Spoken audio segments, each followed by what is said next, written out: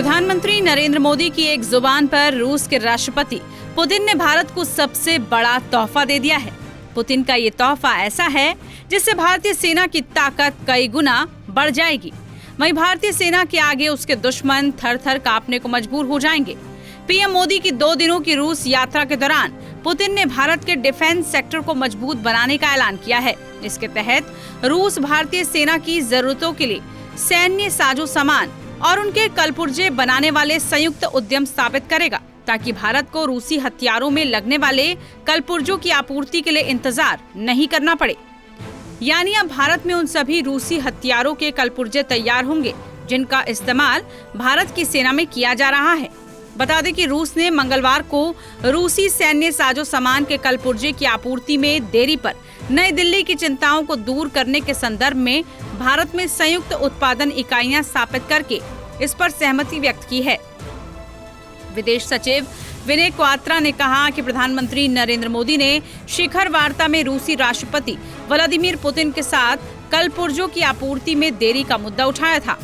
दोनों नेताओं ने यहां 22वें भारत रूस वार्षिक शिखर सम्मेलन में भारत रूस रक्षा संबंधों के विभिन्न पहलुओं पर चर्चा की।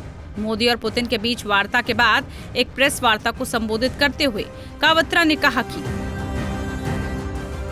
दोनों पक्षों में आम सहमति थी कि इसमें तेजी लाई जाएगी, जिसमें भारत में संयुक्त उद्यम स्थापित करना शामिल है, ताकि आवश्यक कलपुर्जों की आपूर्ति में देरी की चुनौती का सार्थक तरीके से समाधान किया जा सके।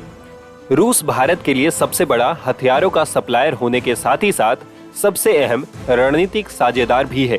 भारत और रूस की रणनीतिक साझेदारी साल 2000 से है। ऐसे में रूसी हथियारों के कलपुर्जों की आपूर्ति के लिए भारत में संयुक्त उद्यम स्थापित करने का रूस का ये फैसला काफी महत्वपूर्ण है। इससे सेना की कार्य क्षमता और आत्मविश्वास में कई गुना तेजी आएगी। मोदी और पुतिन ने सैन्य साजो सामान के सह उत्पादन को लेकर व्यापक चर्चा की है। रूस पिछले 7 दशकों से भारत को सैन्य साजो सामान और कलपुर्जे का प्रमुख आपूर्ति करता रहा है।